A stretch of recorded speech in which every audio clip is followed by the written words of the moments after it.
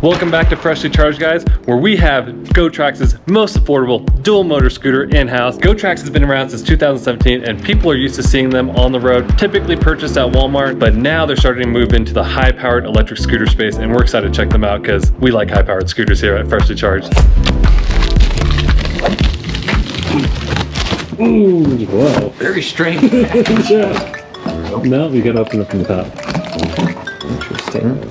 So Dalton's used to being behind the camera, so give him some time and he's gonna become an expert unboxer. I've never seen this before. Whoa, 73 pounds.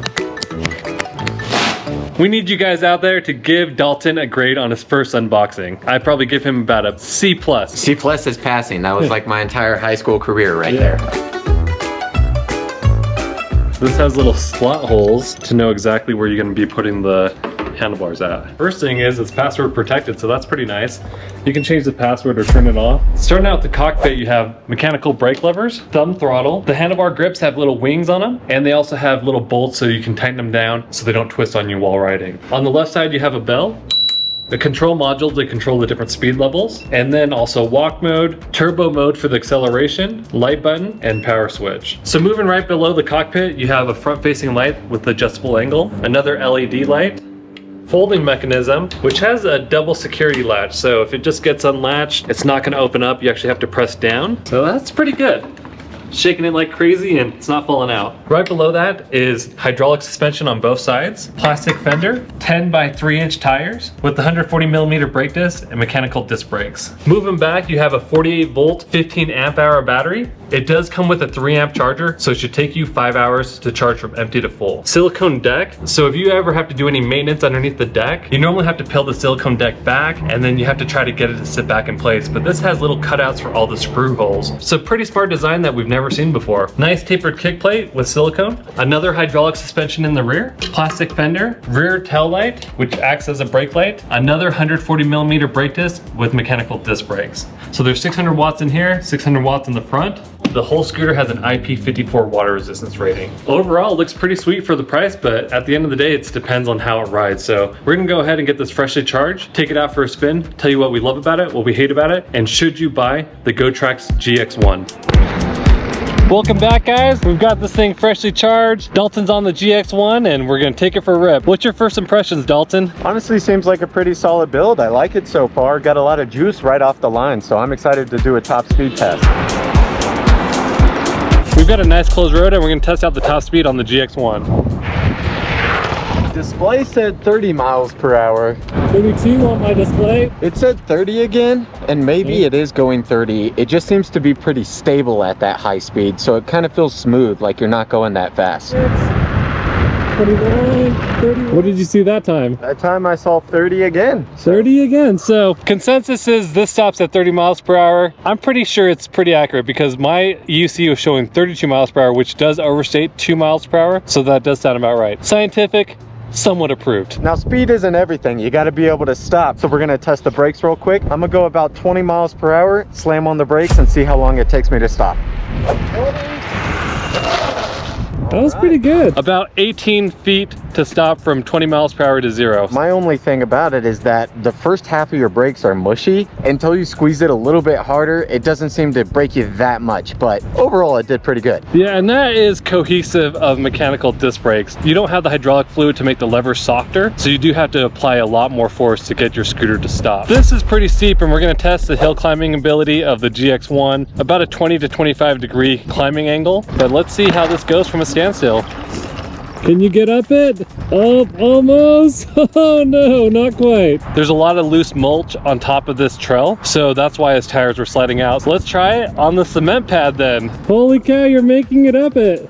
That is crazy. I am impressed. Okay.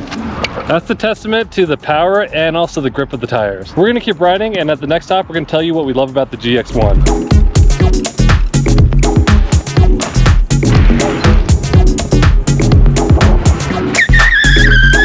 All right. right, the GX1. We're going to talk about what we like about it. Andrew, why don't you start us out? Surprisingly, the acceleration curve is pretty decent on this scooter. I like that you have two different modes of dual motor scooter, so when you click on this button, you're able to get a faster acceleration, so I do like that you can adjust that pretty quickly and on the fly. And I think the scooter is very well built. It's a great looking scooter. Combined with the lights that are integrated into it, it just looks awesome. And on top of looking awesome, as I've been riding it around to attest to the build quality, I haven't heard any creaks or cracks or any weird noises. It seems to be handling jumps and all the curbs and everything perfectly fine without making any weird noises. We're used to the thumb throttles all having dead zones. This throttle is very sensitive that as soon as you press on it, the scooter goes. So I do like that. Also, the cable management, it's very sleek. It seems like it's hidden in the stem as much as possible, and it adds to that great look. Yeah, adding to the great look is how they hide the bolts for the deck. Normally you have to rip back the silicone and then it becomes all weird and mangled, but this actually has little tabs for every single bolt that's on the deck.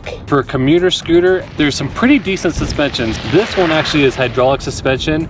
It does bottom out on me, but it doesn't feel uncomfortable and like it's gonna bounce me off the scooter anytime that I'm riding at higher speeds. The tires themselves are tubeless pneumatic tires, which is a huge plus because you're gonna deal with less flat, no pinch flats, and they're easier to repair. One other thing I love about this is how big the steering pull is on the scooter. A lot of these budget commuter scooters have really thin and wimpy steering pulls, and there's not that weird flex that you get from some other scooter brands. Overall, it's a pretty solid build for the price point. We're gonna keep riding, and at our next stop, we're gonna tell you what we hate about the GX1.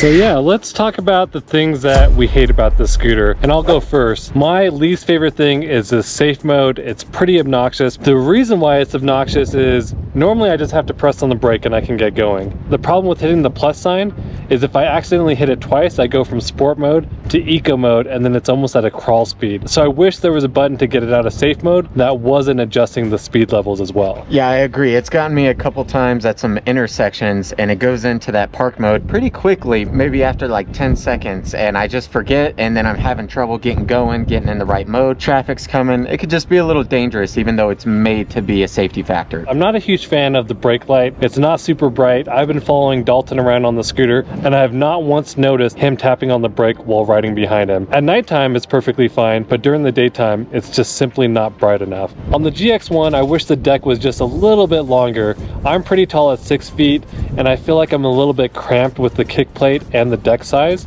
If it was just like 1 or 2 inches longer, I feel like I'd be a little bit more comfortable. And personally, I actually enjoy the deck size. I like it to be a little bit more nimble, not as much weight or not as much width. I can maybe maneuver in and out a little bit easier, but I do see what he's saying when you talk about a comfortable ride. It would be nicer to have a bigger deck if you're looking for more of a leisure ride. There is some random plastic pieces on the scooter, and I don't think it's really needed. They've got a plastic cover over the neck piece. There's also a little plastic piece on top of this. Overall, the GX1 for the price point is a pretty sweet deal, and we're having troubles finding things that we hate about the scooter. We're gonna keep riding, and we're gonna tell you, should you buy the Gotrax GX1? So who should buy the Gotrax GX1? If you only have $1,000 to spend, looking for a scooter that goes up to 30 miles per hour and has a really decent build quality, you should definitely have the GX1 on your radar. Thanks for tuning in. Check out our full review at freshlycharged.com, and when you ride, make sure you wear your safety gear.